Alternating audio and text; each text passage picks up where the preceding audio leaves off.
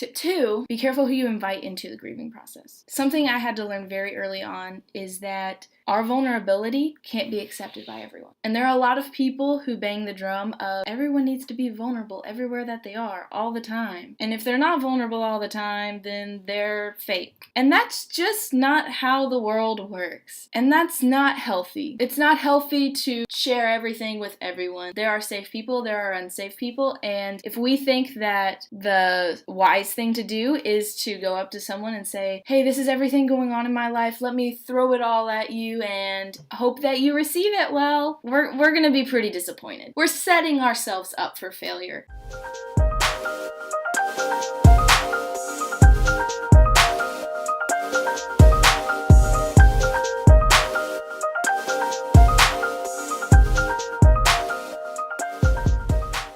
Vulnerability is great. However, let's take this as an example. This past week, I was trying to open a keyboard with a screwdriver because the battery had exploded, and so I was like trying to open it, get the batteries out. Well, the screwdriver slipped and went through my hand. It looks a lot better now. Where's it? Screwdriver slipped and went through my hand, and it hurt pretty bad. I looked at it and I was like, oh no. First thing that went through my mind, do I need stitches? And the second thought that went through my mind, have I had my tetanus shot lately? I don't know. It was important that I didn't just let it sit out and let the air hit it, because that's gonna sting really bad. And it was important that I did something with it, because one, I showed someone and they were like, that's disgusting. Like, they almost passed out because they couldn't handle the blood. Someone else came along and they actually were the one that took care of me. So when we get wounded by life, there will be people, they see the wound and they want to throw up, or they're really grossed out by it, or they just can't handle it. It would be crazy for me to think that everyone in the world could handle a really bloody hand. It's just not reality. There are people who have bad experiences with blood. There are people who just have weak stomachs. It doesn't make them a bad person. One of the people who didn't want to see my hand because it was bleeding is an incredibly important person in my life. She's not any less of a friend to me or someone who matters to me because she couldn't look at my bloody hand. It's just that I needed someone to help me at the moment. The person that could help me was someone who wasn't very weak-stomached when they saw blood. They were able to handle that. They were able to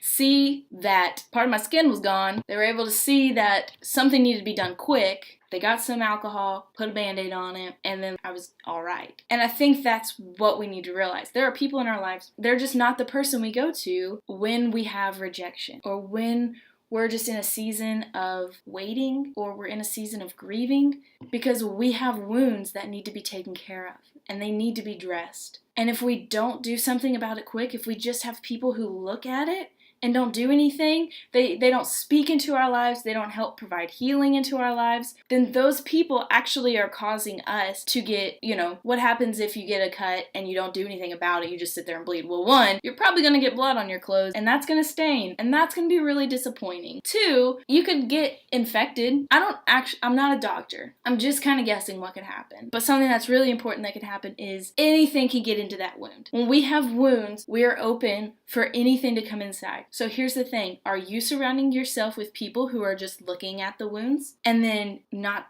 covering the wound, not making sure that you're taken care of, therefore allowing anything to get inside? And if we're talking about this from like a spiritual, emotional perspective, after you have a wound, are the things that are going into your wound truth or lies? Are you surrounded by people who are speaking truth, who are covering you, who know that like when you're wounded, this is really messy? It's gonna be super messy. When I think about where I got cut, I wasn't like, oh, that looks lovely. That's so cute. That's great. No, I wasn't thinking positive things about my hand. I was thinking, this looks really gross, and I didn't want to show a lot of people. Yeah, at a point I was like, ooh, look at my cool wound. Hey everyone, check out my wound. But the thing is, I had a Band-Aid on my hand. The most foolish thing I could do was take off my Band-Aid and say, hey everyone, look at my wound.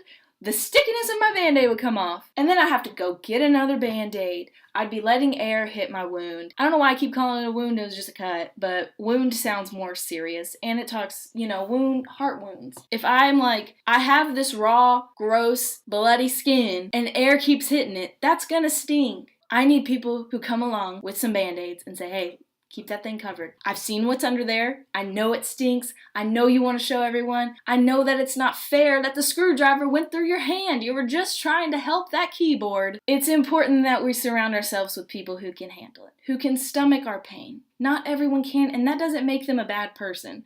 That doesn't make them less of a friend. For me, I probably am not going to be able to help a mom very much if a mom had a miscarriage. I've never been there. I don't know what that's like. I'm not going to be able to help someone who's like losing a grandparent or a parent. Like, thankfully, I have yet to have to experience that. I'm not going to be very helpful. Yes, I'll be there and I'll be like, I'm here to listen and I'll love you through that. But the reality is that there's better people. Just like if I chopped my arm off with a screwdriver, because obviously I am not good with screwdrivers, if I chopped my arm off, I'm not gonna go to the pastor of my church, as amazing of a man as he is, and hope that he can fix my arm. That would be crazy. Yes, I believe that there's a power of prayer. And I believe that Pastor Jeff could probably pray a limb back. However, I think that the smartest thing, the wisest thing to do, would be going to a doctor, calling 911, getting help with people who actually know what they're doing. And that's not to discount our friends. Like, it's not to say like, oh, I can't be honest with my friends because they don't know what to do. No, you just have to be wise with who you share things with. Because the immediate blow that comes to being told that you've been passed over, that you feel rejected, that you have to wait, that you're giving up control, that immediate blow of grieving, it needs to be met with people who are able to see us in our mess and are able to love us there.